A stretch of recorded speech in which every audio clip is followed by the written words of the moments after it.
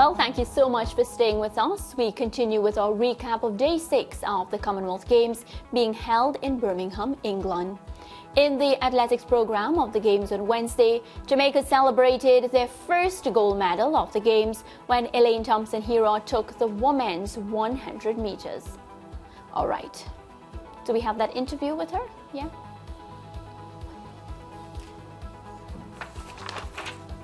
Absolute silence. Well, it's a clean start. It's a pretty even start as well. The Nigerian going well in lane number 3. Thompson-Herah, though, the Jamaican running well in lane number 4. Thompson-Herah takes the gold medal here in Birmingham. 10.95 seconds. The 5-time Olympic champion, the 100 and 200 meter champion in Rio and Tokyo at the Olympic Games, the athlete that had never won an individual Commonwealth medal at all, takes the gold here. The second fastest woman of all time delivers here in Birmingham, 10.95 seconds. That's confirmed as the gold. And Thompson-Herah winning that one in 10.95. Leighton, a hearty congratulations to Elaine. Many expected her to do it with a lot of ease, and we see Julian Alfred in second position. Outstanding performance from both ladies. I mean, think when you consider the challenges that Elaine has had to deal with, and the relatively soft performance at the World Championships, third in the 100, not placing in the 200, where just a year before she was the fastest woman in history in the 100 meters, and of course a national record holder in the 200 in 21:53. This is a nice medal to go in the trophy case, and a nice rebound from what has been. I'm sure she would have thought that what happened in Oregon would be disappointing and not up to her own standards. So winning here is really great for her, but I'm really happy for Julian Alfred, NCAA champion. Outside of Jamaica, she's the fastest woman ever from the Caribbean. The only 7 women are faster than her now, and all of them are Jamaican. So she's better than Kellyanne Baptiste from Trinidad and Tobago, Shawnee Miller, anybody's ever run 100, Pauline Davis, and etc. So, you know, this was a nice way for her to get what is a major senior medal for St. Lucia. And I think, if I remember correctly, I think this is her first senior medal, I mean, at a major championship for her country as well. So, you know, it's a fantastic performance. In the 100, I should say that, because high jumpers have done a good job for St. Lucia in the past as well. But, you know, this is really, I'm really proud of her, and I think, you know, an outstanding way to bring this part of the season to a conclusion, because she goes back to college in just a few weeks' time. So, you know, it's back to work again for her. So it's a nice way to end her senior season outside of her college life. So, you know, fantastic. And congratulations to both ladies. And of course, Natalia White finished, was in the final. She finished 8th. Yes. Yeah, so the Caribbean, a good representation there. And, you know, coming away with the gold and silver medals at the Commonwealth Games. You know, you can't say enough. You know, I actually feel like clapping. Because exactly. I was so elated to see Elaine's performance, and you touched on it briefly. You know, Elaine bouncing back from the World Champs, the importance of her, you know, getting this win, because we all know how when you're accustomed to winning and you don't do so, how it can take a toll. Elaine has gone through many different things, Leighton, when it comes to injury, the changing of coach. I want you to spend some time just talking to us about what happens when you change a coach, and adapting now to somebody new. She had to adapt to several things. One, the coaching. Yes, you're going from one program to a new program.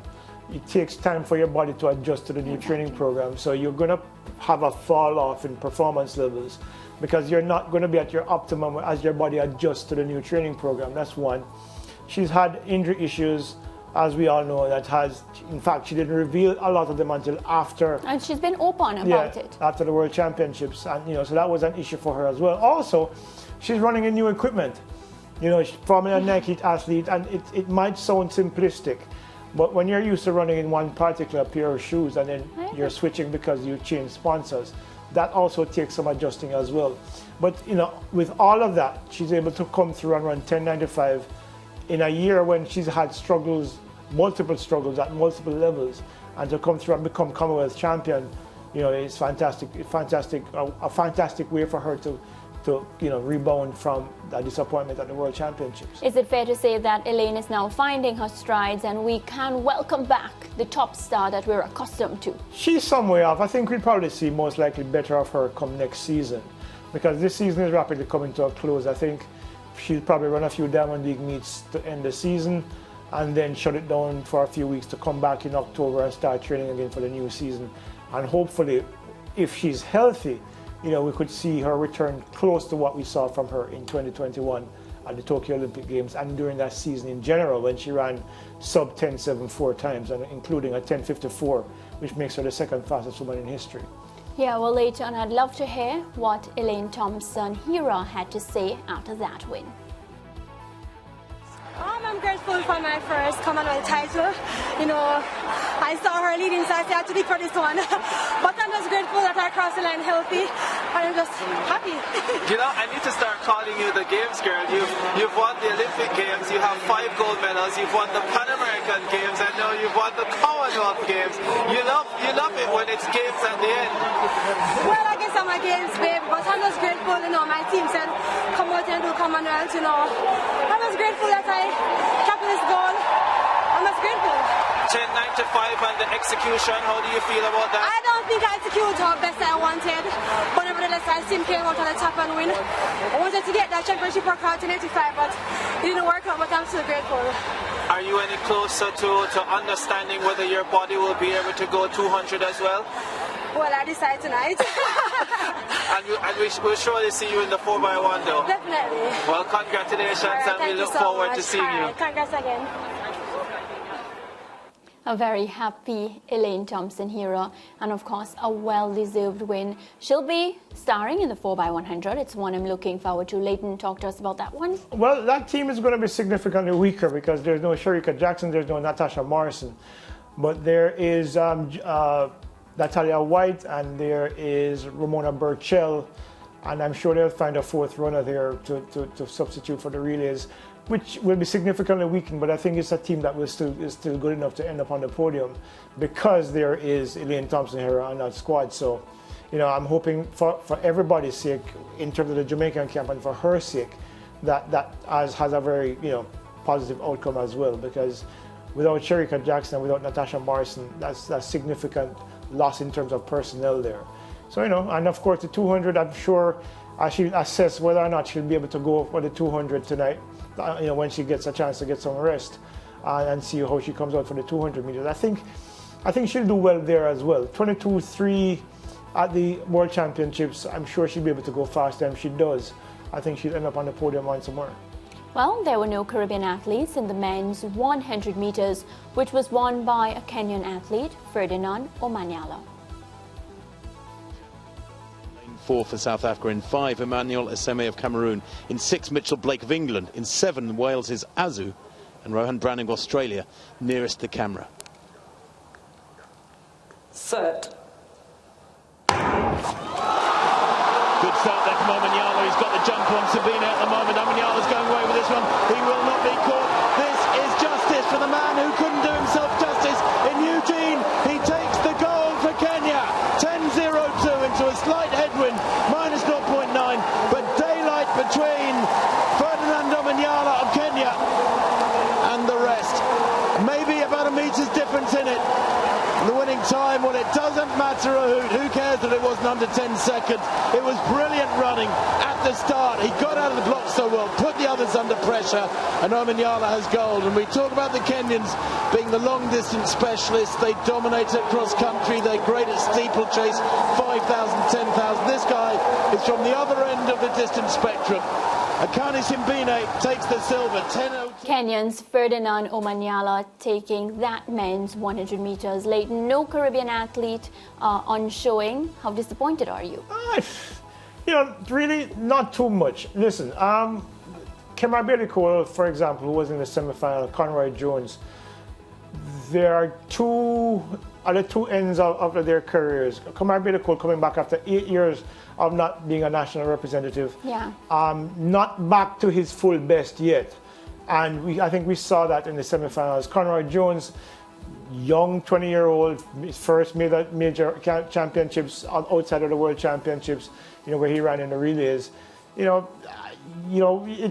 it's easy to criticize and to say, they weren't good enough, but the reality is that their circumstances are different from many of the other people who are in the final. So I think it was a good showing. Disappointing, yes, that they didn't get to the final, but certainly when you look at what Omanyala has done since season 977, Isimbini is also the defending champion.